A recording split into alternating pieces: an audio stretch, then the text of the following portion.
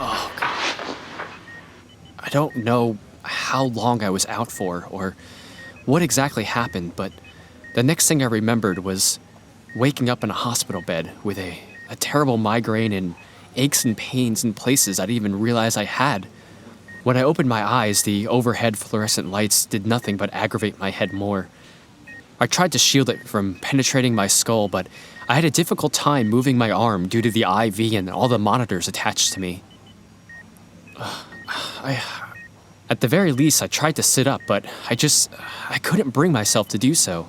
The second I made any movement larger than blinking, my entire body revolted against me. Not to mention the fact that as soon as I started moving, a nurse came over to try to put me at ease. Good morning, Mr. Barker. What happened? Just hang on a second, and I'll get the doctor for you. She checked some of my vital signs before scurrying off, leaving me alone to curse whoever the hell thought fluorescent lighting over every hospital bed ever was a good idea. Just when I thought nothing else could be worse than the glow of those goddamn lights, the doctor came in.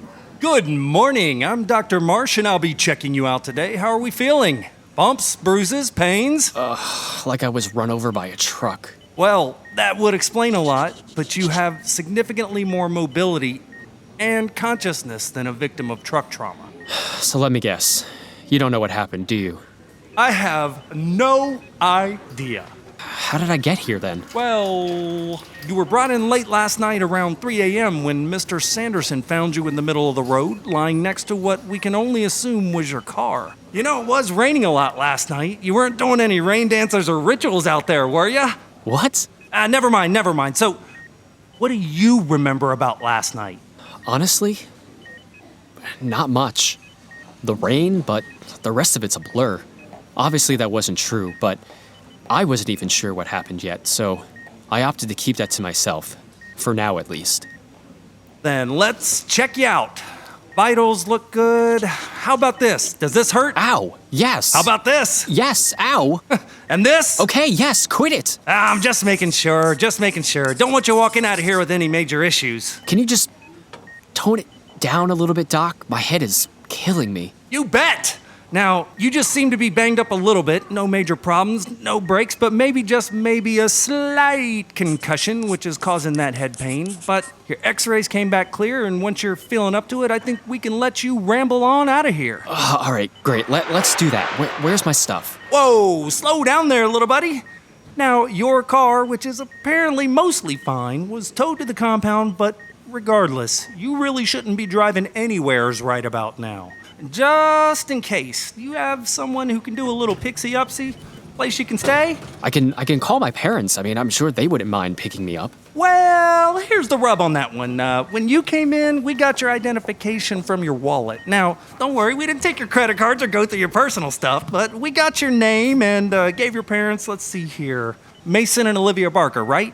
Yeah, we gave them a call. Now, I'm not one to get into anyone's family business, but there's no way they'll be picking you up anytime soon. What? What do you mean? Did you talk to them? I don't know what you did to make them so mad, but your dad pretty adamantly claimed he didn't even have a son. I wasn't too surprised by this. Since I moved away, I've been in more arguments with my parents than when I lived there full time. It literally could have been any number of things as to why they were mad at me now. But you spoke to them. You actually talked to them on the phone? Well, I can't account for your mom, but I did talk to your dad for quite some time before he hung up on me. So they were okay, which was good to know. It was kind of a relief, especially after spending the last few days trying to reach them and only getting that creepy voice on the other end of the phone. Anyone else you can call?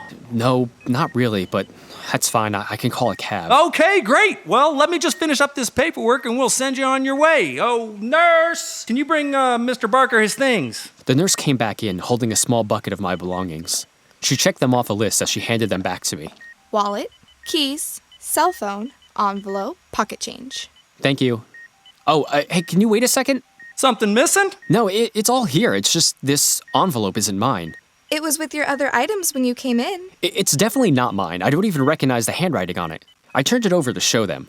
My name was written across the front, but in this beautiful cursive that I never would have been able to do, even on my best day. I'm sure it is. No one's running around putting envelopes with beautifully written names on them in people's pockets, Mr. Barker. Trust me, I know. I'm a doctor. That is definitely yours. But it's... Okay, never mind. I'll just take it. Perfect. Now, let's get you out of here. It wasn't long after that I made my exit. I signed some paperwork, made sure my insurance information was correct, and the ink was barely dry and all that before I was out the door. Dr. Marsh was nice enough to call me a cab and even insisted on taking me out to it in a wheelchair.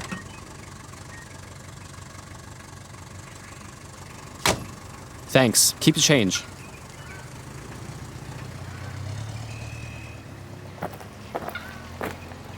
Despite what he said, I had the cab take me to my parents' house anyway. I didn't want to spend the cash in a hotel room unless I absolutely needed to, so I decided to try my luck and apologize so I can crash my old room, while also trying to figure out what the hell was going on with those whispers. The house hadn't changed much since I seen it 5 years ago, right down to the chipped paint on the upper level. My dad always said he'd get around to fixing it, but I guess he never did. Hopefully whatever it was they were mad about, it wasn't too serious. But when my dad opened the door, I wasn't so sure. Can I help you? Very funny, Dad. It hasn't been that long. Excuse me? Look, whatever it is, I'm sorry, okay? It's just that something weird happened and I just had to come home to see you guys. I tried calling, but... Do I know you?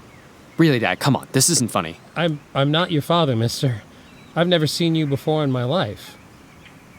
Is this about that phone call from the hospital I got last night? Dad, really? Where's Mom? Can I talk to her?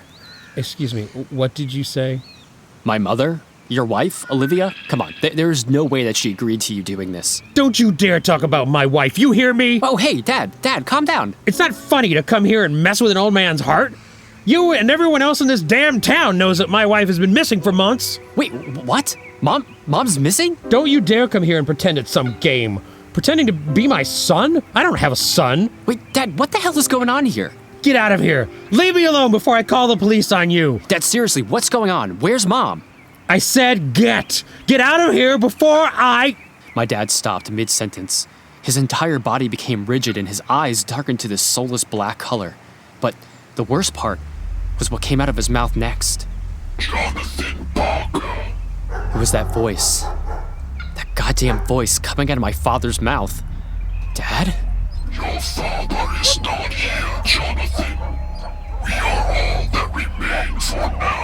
I swear, if you hurt him, I'll find you. I'll hurt you in whatever the hell you are. This is not where you should be. This is not home. Not home? I'm literally standing in front of my house. What the hell do you want from me? Jonathan. Return home. I am home! Leave this place and return home. I didn't know what it was asking me to do, but it seemed like I had no choice. Before I can ask any more questions, my dad's body began to loosen up and the color came back to his eyes. Before I call the police! What? Dad? Are you okay? I said get out of here before I call the police! Be gone! While he could have been a statue a minute ago, the anger that was there earlier returned in a flash. Whatever inhabited him a moment ago was gone, and my father, despite not knowing who I was back. I slowly backed away from the stoop, not wanting to cause any more trouble. Keep going, and don't let me see you around here again! Got it? I'm sorry to hear about your wife, sir. I'm really sorry for the confusion.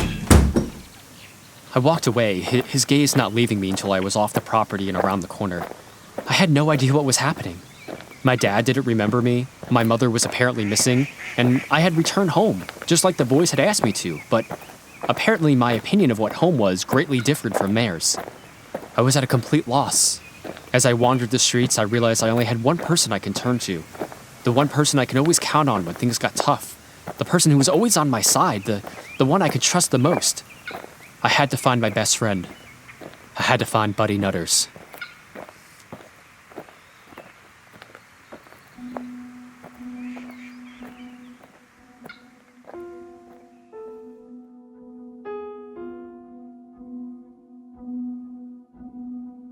Return Home, Episode 1, Home at Last. You just listened to Part 2 of 5. It was written by Jeff Heimbuch and produced by Andy Taylor and Jeff Heimbuch. It featured the vocal talents of Taylor Thorne, Andy Taylor, Russell Eaton, and Jeff Heimbuch. The original musical score was by Kori Celeste. You can find out more about the show by visiting our website at returnhomepodcast.com. You can also follow us on Facebook at facebook.com/returnhomepodcast and on Twitter at returnhomeshow. Questions? Comments? Mom missing and dad doesn't remember who you are? Send us an email at returnhomepodcast@gmail.com. We'd love to hear from you. Until next time, pleasant dreams.